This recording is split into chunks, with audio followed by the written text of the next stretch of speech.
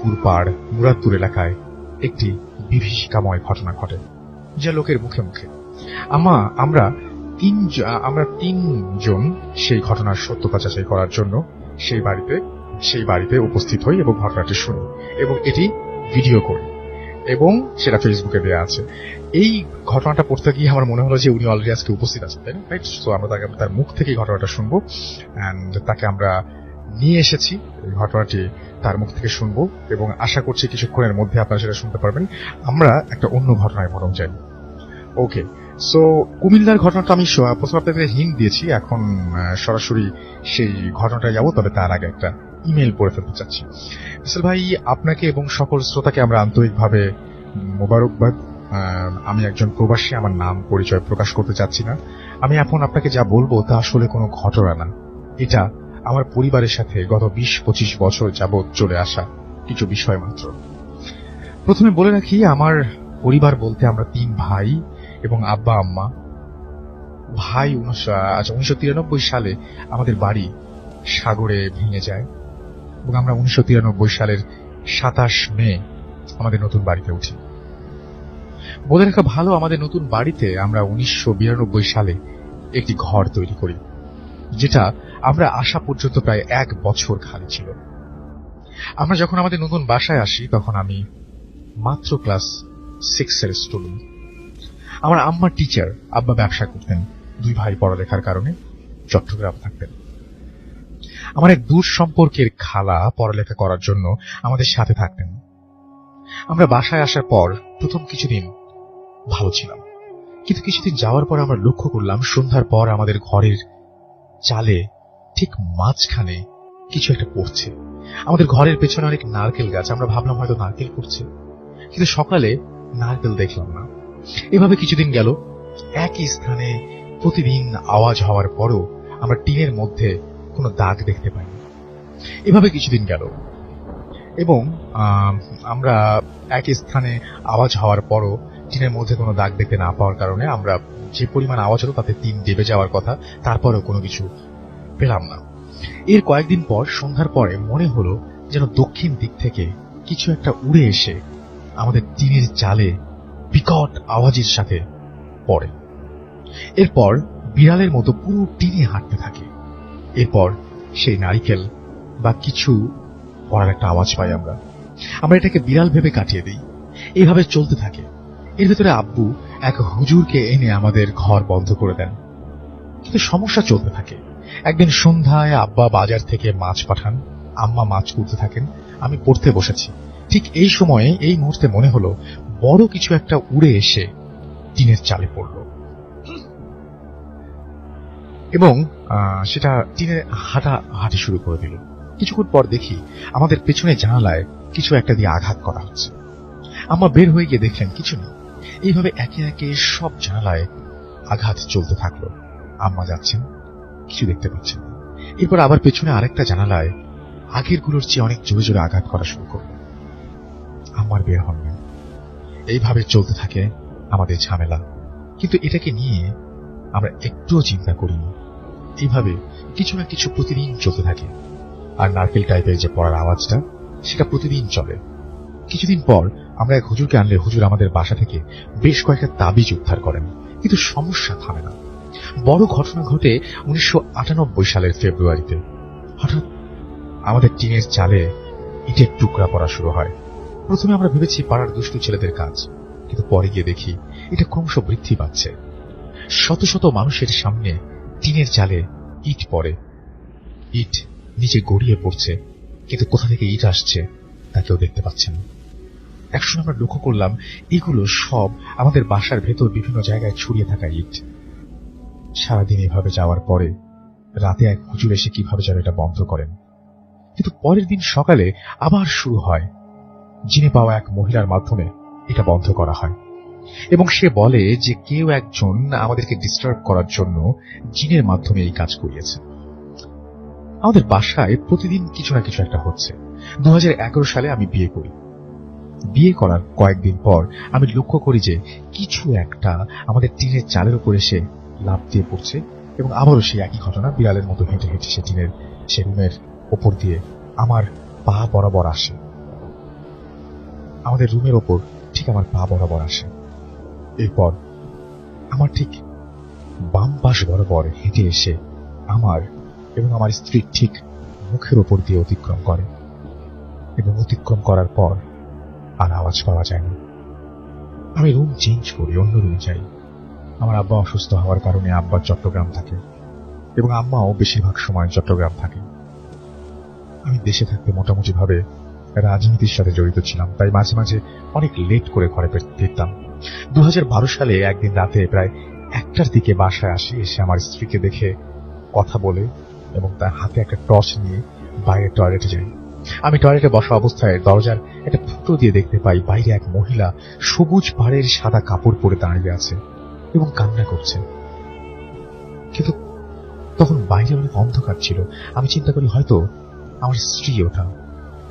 আমি টয়লেট থেকে বের হয়ে এসে দেখি মহিলা আমাদের পুকুর পাড় দিয়ে বাগানের দিকে চলে যাচ্ছে। আমি কিছুটা পিছু পিছু যাই। এরপর আমি টর্চ জ্বালাই, দেখি কিছু নেই। আমার হাতে অনেক পাওয়ারের টর্চ লাইট ছিল। আমি চারদিকে খুঁজতে থাকি, দেখি না। এরপর আমি ঘুমিয়ে যাই এবং আমার স্ত্রীকে সকালে জিজ্ঞেস করি সে রাতে বের হয়েছিল কিনা। সে বলে সে বের হয়নি। আমি ওকে আর কিছু বলি না, কারণ এত বড় বাসাতে সে একা থাকে। এরপরে বাসায় কেউ ছিল, আমি একা ছিলাম। রাতে বাসায় এসে দরজা খুলে শুনতে পাই কেউ যেন আমার রুমে গুনগুন করে গান গাচ্ছে। আমি রুমে গিয়ে দেখি কেউ নেই, গানও বন্ধ। আমি রুম থেকে বের হয়ে টিভি রুমে আসলে আবারও গুনগুন শব্দ। আমি আবার যাই, কিন্তু কিছু নেই। এরপর এটা চলতে থাকে। আমি আর রুমে যাই না, টিভি রুমে রাত কাটিয়ে দেই। এভাবে চলে অনেক দিন। রাজনীতির কারণে হামলা মামলা এসব আসে, তাই ঘরের দরজায় কে আসছে সেটা দেখার জন্য আমি আমার একটা জানলাতে একটা আয়না ফিট করে রাখি। হঠাৎ একদিন রাতে দেখি দরজায় খুব আওয়াজ হচ্ছে। আমি ভাবছি যে হয়তো আমার বিরোধী কেউ, এবং স্ত্রী এবং আম্মাকে চুপ থাকতে বলে আমি আয়নাতে দেখতে গেলাম কে এসেছে। আয়নাতে আমি কাউকে দেখতে পাচ্ছি না, কিন্তু দরজার আওয়াজ হচ্ছে। এটা চলে। এখন আমাদের সবাই চট্টগ্রামে থাকে, কিন্তু আপনি বা যে কেউ আমাদের সাথে আমাদের বাসায় গেলে রাতের বেলা কিছু না কিছু ফিল করবেন। বাসায় ঢুকলে বুঝবেন বাসাটায় কিছু একটা হচ্ছে। আমার অনেক বন্ধু এগুলো দেখে রাতে বাসায় যাওয়া বন্ধ করে দিয়েছে। আপনারা বলবেন আমরা হয়তো আমার তো কোনো ক্ষতির শিকার হয়নি, কিন্তু আসলে আমাদের অনেক বড় ক্ষতি হয়ে গেছে এবং এখনো হচ্ছে। আমার বাবা খুব সৎ একজন ব্যবসায়ী ছিলেন এবং খুব বড় ব্যবসায়ী ছিলেন, কিন্তু ধীরে ধীরে ওনার ব্যবসায় লস করে উনি ব্যবসা ছেড়ে দিতে বাধ্য হন। খুব সুস্থ সবল মানুষটা দিনে দিনে অসুস্থ হয়ে যান। আমার আম্মা অসুস্থ হয়েছেন। সবচেয়ে বড় বিষয় যেটা, আম্মা বাসা থেকে বের হয়েছেন এবং 100% সুস্থ, সারাদিন স্কুলে ক্লাস নিচ্ছেন। উনি সুস্থ, কিন্তু বাসায় আসার সাথে সাথেই উনি অসুস্থ। উনি আর শোয়া থেকে উঠতে পারেন না। 2003 সালে আমি ব্যবসা দিলাম, খুব জমজমাট ব্যবসা, লস করলাম। পরিবারের সবাই ইনকাম করা সত্ত্বেও আমাদের প্রচুর লোন হয়ে যায়। আমার বড় 2 ভাইয়ের মাসিক স্যালারি প্রায় 2 লক্ষের কাছাকাছি। তবু আমাদের কোনো উন্নতি হচ্ছে না, কোনো কিছুতে সফলতা পাচ্ছি না। আরো সমস্যা হচ্ছে, আমাদের বাসায় আমার মামা মামি কিছুদিন হলো ওদের মধ্যে ঝগড়া হয়ে শেষ পর্যন্ত ডিভোর্স হয়ে গেছে। আমার বড় ভাইকে বিয়ে করানোর পর 1 বছর সব ঠিকঠাক ছিল, কিন্তু এরপর আমার ভাবির সাথে তারও সম্পর্ক অবনতি ঘটে। আমার স্ত্রীও বিয়ের 1 বছর পর্যন্ত সম্পর্ক আমাদের ভালোই ছিল, তারপরে আমাদের মধ্যে ঝগড়াঝাটি লেগেই আছে এবং পরিবারের মধ্যে যে শান্তি ছিল সেই শান্তি পুরো নষ্ট হয়ে গেছে। আমরা আমাদের বাসা থেকে বিভিন্ন সময় অনেক তাবিজ উদ্ধার করেছি, অনেক হুজুরকে আমি এই বিষয়ে জিজ্ঞেস করেছি। সবাই বলে কেউ আমাদের পরিবারের ক্ষতি এবং সংসারের অশান্তির জন্য কিছু একটা করছে। এর কোনো সমাধান খুঁজে পাচ্ছি না, এমন কাউকে পাচ্ছি না যে এর সমাধান দেবে। আপনাদের যদি কেউ থাকে জানা, তাই নাম্বারটা দয়া করে দেবেন। আর হাফেজ মঈনুদ্দিন ভাইকে বলবেন আমার বিষয়টিকে দেখার জন্য। খোদা হাফেজ। আমার পরিচয়টা প্রকাশ করবেন না। উনি লিখেছেন সন্দীপ চট্টগ্রাম থেকে, আমি পরিচয় প্রকাশ করলাম না। তো আমরা যাচ্ছি আমাদের অডিও ক্লিপে এবং সরাসরি ঘটনায়। আসসালামু আলাইকুম রাসেল ভাই, আমি চট্টগ্রাম থেকে এবং চট্টগ্রাম জেলার আমবাগান এরিয়া থেকে আমি কাউসার বলছি। আপনি সবসময় ভালোর দলে থাকেন, তাই আপনাকে জিজ্ঞাসা করছি না কেমন আছেন। আমি 2011 থেকে ভোট এফএম শুনছি। আমার লাইফে ঘটেছে একটা অদ্ভুত ঘটনা ভূত এফএম শেয়ার করছি। ভালো লাগলে পড়ে শোনাবেন। ব্যস্ততার কারণে আমার পক্ষে ঢাকা গিয়ে ঘটনাটি বলা সম্ভব নয়। যাই হোক, আমি সরাসরি ঘটনায় চলে যাচ্ছি। আমি গত বছরের জানুয়ারি থেকে গ্যাসের সিলিন্ডারের বিজনেস করি। কাস্টমারের বাসায় গিয়ে সিলিন্ডার দেয়া ছিল আমার কাজ। মূলত এটাই আমার মূল ব্যবসা, তাই কাস্টমার যখনই আমাকে কল করত আমি তখনই সিলিন্ডার দিয়ে আসতাম। আমার এরিয়া এবং আশেপাশের এরিয়া এইরকম আরো সিলিন্ডারের দোকান রয়েছে। আমি সব সময় অন্য দোকানদারের তুলনায় কাস্টমারকে বেশি কাস্টমারের কাছে চার্জ কম রাখতাম। সেই জন্য অন্যদের তুলনায় আমার ব্যবসা ভালোই চলছিল। আমার কাস্টমারও ছিল অনেক। ডেইলি আমাকে 10-20 জন কাস্টমারকে এই সিলিন্ডার দিয়ে আসতে হতো। কারো বাসায়, কারো দোকানে, এরকম ভাবেই আমি সিলিন্ডার দিয়ে আসতাম। আমি সবসময় রাত 10টার দিকে দোকান বন্ধ করে দিতাম। খুব ভোরে দোকান খুলতে হতো, বিধায় 11টার মধ্যে আমি ঘুমিয়ে যেতাম। বলে রাখা ভালো, আমার বাসা থেকে দোকান বেশি দূরে নয়। ঘটনার দিন রাত 9টায় দোকান বন্ধ করে আমি বাসায় এসে ফ্রেশ হয়ে খাওয়া দাওয়া করে ঘুমিয়ে যাই। হঠাৎ একটা কল পেয়ে ঘুম ভাঙে। ওপার থেকে আমাকে বলছে, ভাইয়া আমি খুব সমস্যায় পড়ে গেছি, আমার এই মুহূর্তে একটা সিলিন্ডার দরকার। আমি ঘুরে দেখলাম রাত 11টা 15। আমি বললাম, আমি এত রাতে যেতে পারবো না, আপনি কাল সকালে আপনাকে দিয়ে আসবো বলে ফোনটা রেখে দিলাম। লোকটা আবার কল করেই বলল, আমি খুব বিপদে পড়ে যাব এবং আমি আর আমার সহপাঠীরা না খেয়ে থাকতে হবে। লোকটি এমন ভাবে কথা বলল, আমি রাজি হয়ে গেলাম। আমি বললাম, ঠিক আছে, কোথায় দিয়ে আসতে হবে বলেন সেটা। তখন আমাকে সেইখানে যেতে বলল। আমার দোকান থেকে 20 মিনিট সময় লাগে। সঙ্গত কারণে জায়গাটির নাম বলছি না। চোখে ঘুম নিয়ে রওনা দিলাম। যখন আমি দোকানে গিয়ে একটি রিক্সার জন্য সিলিন্ডার নিয়ে একটি রিক্সার জন্য অপেক্ষা করতে থাকলাম, বাট রিক্সা পাচ্ছিলাম না। অনেকক্ষণ অপেক্ষা করার পর একটা অটো রিক্সা এসে বলে, ভাই যাবেন? আমিও কোনো চিন্তা না করে রিক্সায় উঠে পড়ি। মাথায় শুধু ঘুরছিল যত তাড়াতাড়ি সম্ভব ঝামেলাটা সেরে ফেলা যায় ততই মঙ্গল। তবে রিক্সায় চড়লে যেমন অনুভব করে সবাই, আমার তেমন অনুভব হচ্ছিল না। মনে হচ্ছিল আমি যেন শূন্যের উপর ভেসে যাচ্ছি এবং খুবই স্পিডে যাচ্ছি। রিক্সার গতি এতই ছিল যে আমি 20 মিনিটের রাস্তা 6-7 মিনিটেই পৌঁছে যাই। আমি কিছু বলার আগে রিক্সাওয়ালাটি বলে, যান সিলিন্ডার দিয়ে আসেন। আমি অপেক্ষা করছি, আমি আবার আপনাকে নামিয়ে দিয়ে আসবো। বলে রাখা ভালো, যেই লোকটি আমাকে কল করেছিল উনি আমাকে বলেছিলেন, আপনি রিক্সাওয়ালাকে অ্যাড্রেস বললেই উনি আপনাকে ঠিক আমার বাড়ির সামনে নামিয়ে দেবেন। আর আমি যেই বাড়িতে থাকি সেটি 4 তলা। রিক্সাওয়ালা ঠিক একটি 4 তলা বাড়ির সামনেই আমাকে নামিয়ে দিলেন। দূর থেকে বাড়িটা ভুতুড়ে মনে হচ্ছিল। চারিদিকে বেশ নীরব আর অন্ধকার। বাড়ির সিঁড়ি বেয়ে যখন উঠছিলাম, হঠাৎ আমার মনে হলো এই ঠিকানায় আসবো সেটা রিক্সাওয়ালা জানেন কিভাবে। আমি তোমাকে ঠিকানা বলিনি। ভয়ে আমার বুক দুঃখ করে উঠল। আমার জন্য যে আরো ভয়ানক কিছু অপেক্ষা করছিল তা আমি কল্পনা করি নাই। এসব ভাবতে ভাবতে 4 তলায় পৌঁছাই। কলিং বেল দিতেই কিছুক্ষণ পর একজন বৃদ্ধ লোক দরজা খুললেন। বললাম, আপনি আমাকে কল দিয়েছিলেন, আপনার জন্য সিলিন্ডার নিয়ে এসেছি। কথাটা শুনেই লোকটা কেমন যেন চমকে উঠলেন। বললেন, আমি তো আপনাকে কল দিইনি, আর সিলিন্ডারও তো আনতে বলিনি, তবে 4 তলায় একজন সিলিন্ডার ইউজ করে, উনি হয়তো আপনাকে কল দিয়েছেন। আমি সঙ্গে সঙ্গে ওনাকে জিজ্ঞাসা করলাম, এটা কত তলা? উনি বললেন 3 তলা। ভাই, প্রতিটা ফ্লোরেই কিন্তু ফ্লোর নাম্বার দেয়া আছে। আমি ফ্লোর নাম্বার কনফার্ম হয়েই কলিং বেল চাপি। ফ্লোর নাম্বারটি দেখে আমি অবাক হই। দেখি সত্যি 3 তলা। নিজেকে অনেক বোকা আর অসহায় মনে হচ্ছিল। মনের ভুল ভেবেই আরো অনেক তলা উপরে উঠে গেলাম। Floor number 4। আরেক তলা উপরে উঠে গেলাম। Floor number 4। বিশ্বাস করেন, কলিং বেল চাপতেই সেই 3 তলার লোক আবার বেরিয়ে আসলো এবং চোখ তার অনেক লাল ছিল। আমার দিকে একটা অদ্ভুত দৃষ্টিতে তাকিয়েছিল। আমার মনে হচ্ছিল আমি এখনই জ্ঞান হারাবো। সবকিছু কেন যেন উল্টা পাল্টা লাগছিল। লোকটি একটু বিস্মিত হয়ে জিজ্ঞাসা করলো, কি ব্যাপার? আপনাকে বললাম না 4 তলা যেতে, আপনি যাননি? আমি কথা বলার শক্তি ততক্ষণে হারিয়ে ফেলেছি।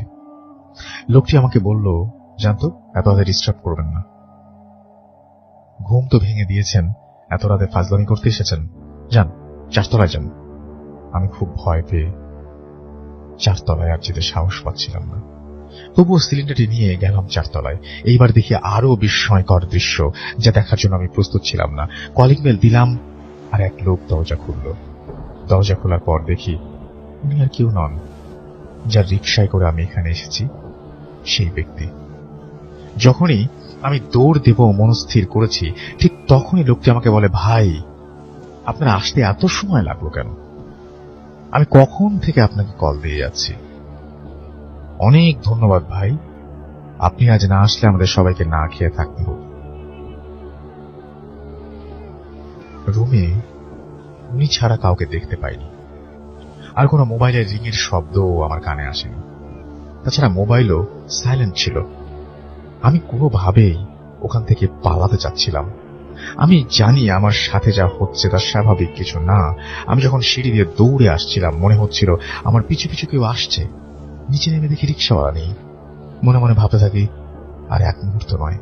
বাসার উদ্দেশ্যে যখন পা বাড়াই, তখনই পেছন থেকে ডাক আসে, ভাই যাবেন না? পিছনে ফিরে দেখি সেই রিক্সাওয়ালা।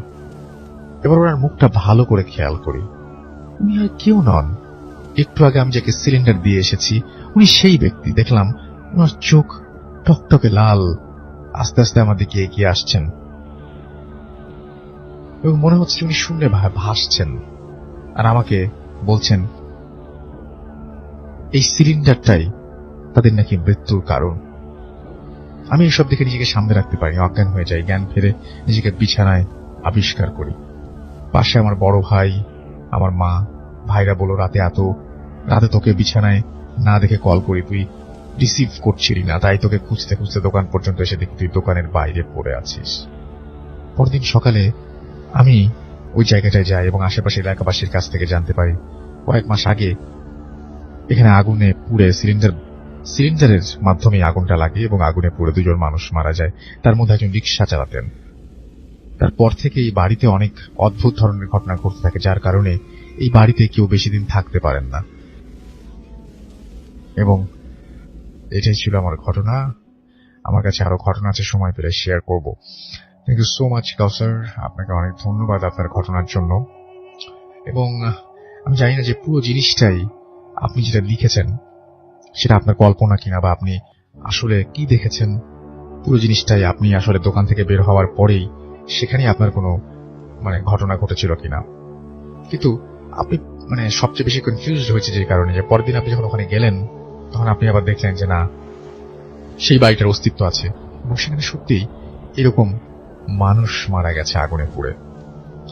আমার কাছে প্রশ্ন হচ্ছে যে এই মানুষটি কেন আপনাকে ডাক দিয়ে নিয়ে কেন সিলিন্ডার চেয়ে পাঠালো? কি কারণ? যে সিলিন্ডার তাদের এত ক্ষতির কারণ, সেই সিলিন্ডারটাই কেন তারা চেয়ে পাঠালো আমি জানি না। আপনারা ভালো জানেন। এবং কাউসার, আমি বিশ্বাস করি যে আপনি এই ঘটনাটা এটা আপনি এক্সপিরিয়েন্স করেছেন এবং সেজন্য আমাদের লিখে পাঠিয়েছেন। যদি পারেন আরেকটু ভালোভাবে লিখে পাঠাবেন, যে আপনার কাছে কি মনে হয় সেটা আপনি একটু লিখে পাঠাবেন। এখন চলে যাবো একটা ঘটনায়। এটি একটা ইমেল পড়ছি। আসসালামু আলাইকুম রাসেল ভাই, গাইবান্ধা থেকে শাকিল আল সাইদ। ভূত এফএমের জন্মদিনের শুভেচ্ছা।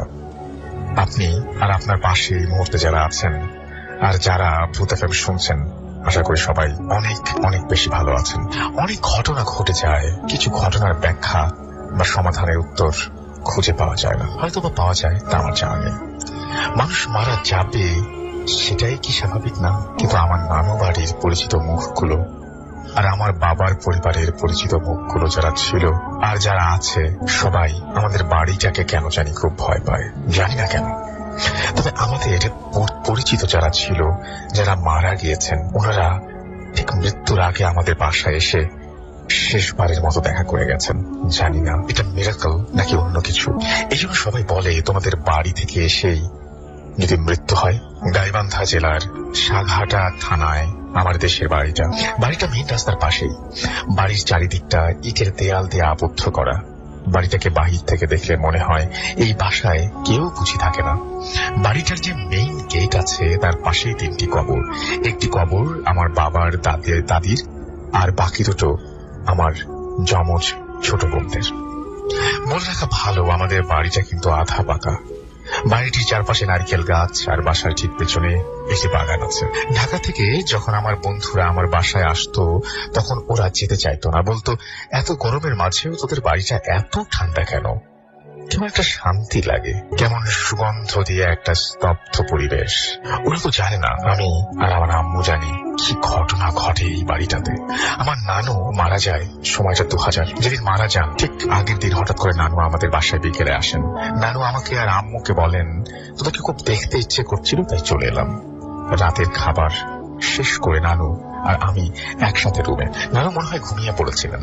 সময়টা ছিল শীতকাল, তাই লাইটটা অফ করে যেই লেপের নিচে ঘুমানোর জন্য যাব তখনই নানুর মুখটা দেখে রীতিমতো চমকে যাই। বলতে গেলে নানু দেখতে শ্যাম বর্ণের ছিল, কিন্তু সেই রাতে নানুর মুখটা আজও চোখে ভাসে, যা ভুলতে পারিনি আজও। দেখলাম নানুর মুখটা অন্ধকারেও দেখা যাচ্ছে, তার চেহারা দিয়ে মনে হয় সাদা আলো প্রতিফলিত হচ্ছে। তা দেখে আমি তার পাশেই ভয়ের লেপ মুড়ি দিয়ে ঘুমিয়ে যাই। সকালে নানু চলে গেল, আমিও কাউকে কিচ্ছু বলিনি। ওই দিন বিকেল বেলায় নানুর বাড়ি থেকে ফোন আসলো, নানুকে নাকি একটি হসপিটালে আইসিইউতে রাখা হয়েছে। আমরা সবাই সন্ধ্যার সময় প্রাইভেট গাড়ি নিয়ে বগুড়া সেই হসপিটালের উদ্দেশ্যে রওনা দিলাম। মনটা অনেক খারাপ ছিল, তাই গাড়ির জানালা দিয়ে তাকিয়ে আছি, আর চোখে পড়লো সাদা একটা আলোর ফুলকি, যা কিনা গাড়িটা যে স্পিডে আছে ঠিক সেইভাবে 15 ফিট দূরত্বে একইভাবে যাচ্ছে। আম্মু পাশে ছিল। বললাম, কিছু দেখতে পাচ্ছ? আম্মু কিছু বললো না। সেই হসপিটালটির একটি সামনে যাওয়া পর্যন্ত আলোটা ছিল। হসপিটালের গেটের সামনে ঢুকতেই তাকিয়ে দেখি আলোটা নেই। ভেতরে যেতেই শুনতে পেলাম নানু আর বেঁচে নেই। রাতে নানুর মৃতদেহ আনা হলো। রুমের ভেতর আম্মু সহ সবাই কোরআন পড়ছিলেন। আমি রুমে গিয়ে হঠাৎ করে সবাইকে নানুর সাথে আমাদের বাসায় ঘটে যাওয়ার ঘটনাটা বললাম, আর রাস্তার ঘটনাটা। সবাই শুনে অবাক হয়ে বলল, তোমাকে অনেক অনেক বেশি ভালোবাসতেন, তাই তোমার নানু মৃত্যুর আগে তোমাকে দেখিয়ে দিয়ে গেছে আমি চলে যাচ্ছি, কিন্তু তুমি বুঝতে পারোনি। এই তো আমার দাদি আজ 48 দিন হয়েছে মারা গিয়েছেন। উনি থাকতো পাশেই, যেখানে আমার চাচারা থাকেন সেইখানে। কিন্তু মৃত্যুর আগের দিন আম্মুকে বলেছিলেন আমি তোমাদের বাসায় যাব আর থাকবো। দাদি কিন্তু পাশের বাসায় থাকতো। যেদিন আসে ঠিক তার পরের দিন দুপুর 11টা হবে, আমি আমার রুমে, আম্মু ডাকছে আর আমাকে বলছে, তোর দাদি মনে হয় আর বাঁচবে না। দেখলাম এই জীবনের প্রথম কেউ মারা গেল, সেটা আমার হাতের ওপর। আমি দেখেছি মানুষ কিভাবে মারা যায়। যখন আমার হাতের ওপর আমার দাদি মারা গেল, কেমন যেন একটা ধাক্কা খেয়েছিলাম, আমি বোঝাতে পারবো না। আমি যে রুমে থাকতাম সেই রুমের বিছানাটা ছিল বক্স খাটের, আর বক্স খাটগুলো স্বাভাবিকভাবে অনেক বেশি ওজনের হয়। সময়টা ছিল 2001, তারিখটা আমার মনে নেই। রাতে ঘুমানোর পর অস্বাভাবিকভাবে ঘুম ভাঙলো ঠিক ভোরে আজানের সময়। আমার সমস্ত শরীর ঘেমে গেছে। আমি রুমের লাইট অন করলাম, আর যা দেখলাম বিশ্বাস করবেন কিনা জানি না, যা দেখলাম তা রীতিমতো অকল্পনীয়। দেখলাম আমার বক্স খাটটা যেখানে দেয়ালের সাথে লাগানো ছিল তা দেয়াল থেকে 1 হাত পর্যন্ত সরে এসেছে, আর খাটের চারপাশের মেঝেতে অনেকগুলি পাখির পালক পড়ে আছে। কয়েক ডজন পাখির পালক হবে একদম খাটটার চারপাশ ঘিরে, কিন্তু পাখির দেহের কোনো অস্তিত্ব নেই, শুধু পালক পাওয়া গেল। আম্মু আব্বুকে ঘুম থেকে ডেকে উঠালাম, দেখলাম সবকিছু, ওনারাও অবাক, এটা কিভাবে সম্ভব। পরের দিন রাতে যখন আমি ঘুমাচ্ছিলাম তখন বাসায় যে টিনের চাল ছিল ঘুমের মাঝেই শুনতে পেলাম কি যেন ঝিরঝির শব্দ করে পড়ছে, আর সঙ্গে সঙ্গে শরীরটা কাঁটা দিয়ে উঠে জ্বলতে থাকে। মনে হয় আমি ঘুমন্ত অবস্থায় বিছানাতে দৌড় দেই, আর রুমে থাকা কাঁচের টি টেবিলটা যেটা ছিল তা ভেঙে চুরমার হয়ে যায়। আমি চিৎকার করে আব্বু আম্মুকে ডাকি, আর রুমের লাইট অন করে দেখি আমার ডান পায়ের হাঁটুর নিচে ওই টি টেবিলের কাঁচ বিঁধে গেছে। রক্তে সমস্ত মেঝে কার্পেট লাল হয়ে গেছে, কিন্তু কোনো প্রকার ব্যথা বা যন্ত্রণা অনুভব করিনি। আজও জানি না কেন পায়ের ক্ষত চিহ্নটা আজও রয়ে গেছে। আম্মুর কাছ থেকে জানতে পারি কোনো এক রাতে, সময় বা তারিখটা আম্মু খেয়াল নেই, যখন বাসায় শুধু আম্মু আর আব্বু থাকতো, আমি তখন ঢাকাতে এখনো ঢাকাতেই থাকি। তখন সেই রাতে হঠাৎ করে আব্বুর যে বড় ভাই ছিল, আনুমানিক রাত 12টার পর হবে, আম্মু শুনতে পেল তার কণ্ঠে বলছে, সাথীদের আম্মু, আমি তোমার বড় ভাই, একটু বাইরে আসতো। আম্মুর ঘুম এমনিতেই হালকা, আওয়াজ অল্প হলেও ঘুম ভেঙে যায়। আম্মু তুলারাশি জাতিকা। আম্মু চিন্তা করলো এত রাতে বড় ভাই ডাকছে, বড় ভাই আর কোনো বিপদ হলো নাকি। আব্বু কিন্তু পাশে ঘুমাচ্ছিল। আব্বুকে না ডেকে আম্মু দরজা খুলে, আর বারান্দার গেটটা যেটা আছে সেখানে তাড়াতাড়ি চোখ পড়লো মেইন গেটটার সামনে। আম্মু দেখলো সাদা পাঞ্জাবি পরা, বেশ লম্বাটে আর বেশ বড় সাদা দাড়িওয়ালা একজন মানুষ দাঁড়িয়ে আছে, আর হাত দিয়ে ডাকছে আর বলছে, মা এইদিকে এসো, তোমার সাথে জরুরি কথা আছে। আম্মু ব্যাপারটাকে অস্বাভাবিক বুঝতে পেরে আস্তে করে দরজাটায় রুমে এসে লাগিয়ে দিয়ে শুয়ে পড়ে। আজ পর্যন্ত আমার বাসায় আমার যে পোষা প্রাণীগুলো ছিল, কুকুর আর বিড়াল ছিল, বড় হতেই তারা হঠাৎ করেই বাসা থেকে হারিয়ে যায়, সমস্ত গ্রাম খুঁজেও পাওয়া যায় না। এই ব্যাপারটা সবাই জানে, কেন হারিয়ে যায় আমার আর আমার ফ্যামিলির জানা নেই। আমার বাসায় এখন পর্যন্ত দুজন হারিয়ে যাওয়া ছোট্ট ছেলে এসেছিল। একজন এসেছিল 1985 সালে, যা আমি আব্বু আম্মুর কাছ থেকে জানতে পারি। আরেকজন এসেছিল 2004 সালে। তারাও 15-20 দিন থাকার পর হঠাৎ করে হারিয়ে যায় বাসা থেকে। প্রতিটি ঘটনা একদম ভোরে, না হয় ঠিক সন্ধ্যাবেলায়। এই সময়টায় বাড়ির বাইরে পা রাখতেই সব হারিয়ে গিয়েছিল, পোষা প্রাণীগুলো আর ছোট্ট ছেলেগুলো। এখনো রাতে ঘুমোলে ঠিক রাত 12টার পর আমার নাকে কেমন যেন সুগন্ধ পাই, আর কি যেন জানালার পাশে ফিস ফিস করে কিছু একটা বলতে চায়। অনেক চেষ্টা করেছি জানতে পারিনি। রুমের একটি জানালায় কান পেতে শুনতে গেলে অন্য জানালা থেকে ফিস ফিস আওয়াজ পাওয়া যায়, কিন্তু বুঝতে পারি না মানুষ না অন্য কিছু। আওয়াজটা কিন্তু রাত 12টার পর থেকে 2টা পর্যন্ত হয়। আমার আব্বু একজন সরকারি কৃষি উদ্বোধন কর্মকর্তা, কিন্তু অবাক করার ব্যাপারটা হলো আমার আব্বুর হাতে যে সমস্ত গাছ আজ অব্দি রোপণ করেছেন তা কোনোদিন হয়নি। সব গাছ 1 মাস পর মারা গেছে। এখন যে বাসায় গাছগুলো আছে সব আম্মু আর আমি লাগিয়েছি। বাড়িটাকে ঘিরে প্রতিটি ঘটনায় যে প্রশ্ন সৃষ্টি হয়েছে তার উত্তর আর সমাধানের জন্য কিছুদিন আগে আমার আব্বু একজন প্যারানর্মাল এক্সপার্টের কাছে যান। এর প্রভাব শুধু আম্মু আর আমার ওপরেই সবচেয়ে বেশি পড়েছে। সমাধানের কাজ এখনো চলছে। আরো কিছু ঘটনা ঘটে গেছে যা বলার নিষেধ আছে, যদি ক্ষতি হয়ে যায়, এই জন্য এখন বলতে পারবো না।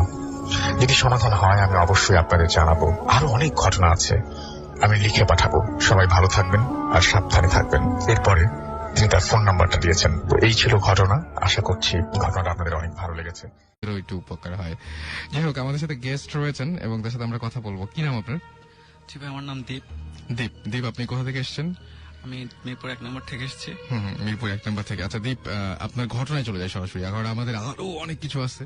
তো আমরা ঝট করে ঘটনাটা শুনে ফেলি। কি হয়েছিল? ঘটনা হচ্ছে, গত বছরের আমি দেশের বাড়িতে গিয়েছিলাম।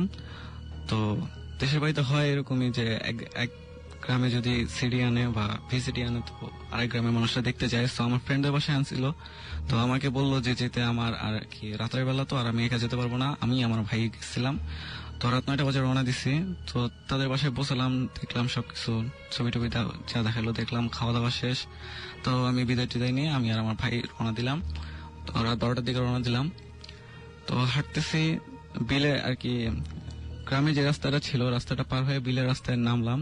তো হাঁটতেছি প্রায় মেবি 1 ঘন্টা হাঁটার পরে তো আমি আমার ভাইকে জিজ্ঞেস করলাম, ভাই আমরা এখন কোথায় আছি? তো সে বললো যে না, আমরা এসে পড়েছি। আসলে অমাবস্যা রাত ছিল তো কিছু দেখা যেতেছিল না, অন্ধকার, অনেক বেশি অন্ধকার। তো আমার ভাইয়া বললো যে না, এসে পড়ছি। হ্যাঁ, এসে পড়ছি। তো আমি বললাম আচ্ছা, এসে পড়ছি তো ভালোই আর কি। তো হঠাৎ আমি পিছনে তাকানোর পরে দেখি যে একটা অবিশ্বাস্য কাহিনী, যে আমি যেখান থেকে রওনা দিয়েছিলাম আমরা দুইজন ঠিক সেখানেই আছি, একটু আগাই নাই। তো আমরা দুজন খুবই ভয় পাইছি যে এটা কিভাবে হইতে পারে, সম্ভব না। তারপর আমার ভাই যে আয়াতুল কুরসি বা সূরা কালাম পরে আমাকে ফু দিল এবং নিজেও আর কি করলো। তারপরে আমরা যে ইসলামী শরীয়ত বিধায় আছে যে রাস্তার ডান পাশ দিয়ে হাঁটলে নাকি কিছু অ্যাটাক করতে পারে না। সো আমরা হাঁটতেছিলাম, রাস্তার ডান পাশ দিয়ে হাঁটতেছিলাম। তো হ্যাঁ, বিলের মাঝখানে চলে গেলাম। যেহেতু এখন কোনো নাই, যে আমরা সূরাটা পড়ছি মেবি, এখন কিছু নাই। তো আমরা হাঁটতেছি, তখন দেখি বিলের মাঝখানে কয়েকজন মানুষ বসে আছে।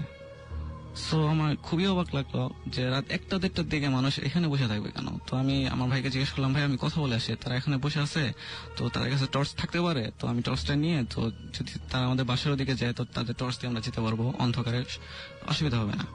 তো আমার ভাই বললো না, তুই যাইস না, এখানে সমস্যা হতে পারে। ভাই আমাকে কিছু খুলে বলে নাই, বিকজ আমি ভয় পেতে পারি। তো ভাইয়া বললো যে আমি তো ভাইয়ের কথা শুনলাম না, যাওয়ার দরকার নাই, তারপর আমার চোখটা ওইদিকে ছিল। তো আমরা মানে সেখানে কি আপনি অস্বাভাবিক কিছু মনে হয়েছিল তাদেরকে দেখে? অবশ্যই অস্বাভাবিক কিছু মনে হয়েছিল, কারণ তারা রাত 1:30 বাজে ওখানে বসে থাকার কোনো কথা নাই, কারণ এটা বিলের মাঝখানে, এটা ক্ষেতের মাঝখানে। তো যাই হোক, আমি গেলাম, তো আমরা আর ওদিকে তাকাই নাই, আমরা সোজা হাঁটা শুরু করছি। তার একটু সামনে মানে 5 মিনিট হাঁটার পরে তো বিলের মাঝখানে, জমির মাঝখানে একটা দিয়ে রাখে, পিলার বলে। তো ওইখানে পাশে একটা লাল শাড়ি পরা একটা মেয়ে, মেবি একটা মেয়ে, তো সে করুণ সুরে কাঁদতেছিল। তো কাঁদতেছিল, এত মায়া লাগলো যে করুণ সুরে কাঁদতেছিল, প্রচুর মায়া লাগছে, আমি আর থাকতে পারিনি। আমি বললাম যে ভাইয়া কেন কাঁদতেছে, আমি আগে দেখে আসি। তো আমার ভাইয়া বললো যে না দেখিস না, তোর কোনো অসুবিধা হইতে পারে, দেখিস না। তো সে আমাকে কিছুই খুলে বলতেছে না, তো আমি তো কিছু জানি না। আমি বললাম যে হঠাৎ আমার রাগ হয়ে গেল, আমি মাথা গরম হয়ে গেল যে সে আমাকে দেখতে দিবে না কেন। ওইখানে দেখতে দেয় না, ওখানে যদি বাই চান্স একটা টর্চ পাওয়া যেতাম আমাদের খুব সুবিধা হইতো রাস্তা চলার জন্য। ওইখানেও দেখতে দিল না, এখানে দেখতে দিল না। তখন আমি ভাইকে তুই শুরু করলাম যে তুই তোর মতো যা, আমি আমার মতো যাই। তো ভাই আর কিছু না বললে বললো যে তুই তোর যা ইচ্ছা তাই কর, আমি আসি পাশে। এখন সে একটু সামনে ছিল, তো আমি গেলাম, যাওয়ার পরে হাত দিব, তার মাথায় হাত দিব, কিন্তু কি আর হাত দিব। তো কাছে যাওয়ার পরে কাঁদতেছিল, যে কাঁদা আর কি থেমে গেল। তো আমি আর কি মেয়েটার সামনে যে দাঁড়ালাম, তো সে তাকানোর পরে তার চেহারাটা কি সেটা আমি বুঝতে পারলাম না, আসলে কি হয়েছে না হয়েছে সেটা আমি বুঝতে পারলাম না। এরকম একটা বিভৎস চেহারা আমি জীবনের ফার্স্ট দেখি নাই। চোখগুলি এরকম ছিল যেন সে আমাকে চোখ দিয়ে খায় ফেলাবে, এরকম একটা ভাব ছিল। তো দেখার পরে আমি পুরো ফ্রিজ হয়ে গেছি, তো আমার চলার কোনো শক্তি ছিল না। তো হাঁটবো কিভাবে সেটাও চিন্তা করতে পারছিলাম না। অনেকক্ষণ দাঁড়া থাকার পরে সে আমাদের কাছে চেয়েছিল, অনেকক্ষণ দাঁড়া থাকার পরে আর কি করার, কিছু করার নেই। তো আমার ভাইয়া কি ছিল সামনে, তো আমি কোনো কথা না বলে, কোনো দিকে না তাকে নর্মাল হওয়ার পরে আমি সোজা হাঁটা দিলাম। তো দুজনে মিলে বাসে চলে গেলাম। তো ভাই আমাকে জড়ে ধরে রাখলো যে আপনার তারপরে ওর সাথে আর কোনো কথা টথা কিছু হয়নি? না, কথা কিছু হয় না, আমি কথা বলার কোনো আমার শক্তি ছিল না, আমি পুরো ফ্রিজ হয়ে গেছি, একদম পুরো ফ্রিজ হয়ে গেছি, কিচ্ছু বলার শক্তি ছিল না। তো ওই রাস্তায় কি গ্রামে এর আগে বা পরে কেউ কোনোদিন কোনো কিছু দেখে নাই? না, ওই রাস্তায় প্রায় দেখা যায়, ম্যাক্সিমাম টাইম দেখা যায় আর কি। ম্যাক্সিমাম দেখা যায় যে বর্ষাকালে যখন পানি উঠে তখন ওখানে মাছ আর কি, মাছ আসে, বড় বড় চিংড়ি মাছ বা এরকম মাছ ধরতে যায় মানুষ। তো মাছ ধরতে যায় যখন, তখন প্রায় দেখে যে এখানে আর কি ম্যাক্সিমাম টাইম ওইটা দেখে যে স্বর্ণ অলংকার পরে, অনেক স্বর্ণ অলংকার পরে একটা মেয়ে কাঁদতেছে বা মেয়ে বসে আছে। তো এটা গ্রামে মানে প্রচলিত এবং গ্রামে অনেকেই দেখে। অনেকেই দেখে, শুধু আমাদের গ্রাম না, অনেক গ্রামে আছে, যারা গ্রামে থাকে তারা জানে। এবং যারা, আপনার ভাই তো সেদিন ছিলেন, আপনার ভাই কি মেয়েটাকে দেখতে পেয়েছিলেন? হ্যাঁ, আমার ভাই দেখতে পেয়েছে যে শাড়ি পরা ছিল মেয়েটা, কিন্তু তার চেহারা দেখতে পাইনি, কারণ তার ঘুমটা ছিল। বাই চান্স আমি কি দেখছি সেটা আমি বলতে পারতেছি না। ওকে, এরকম একটা কাহিনী। অলরাইট।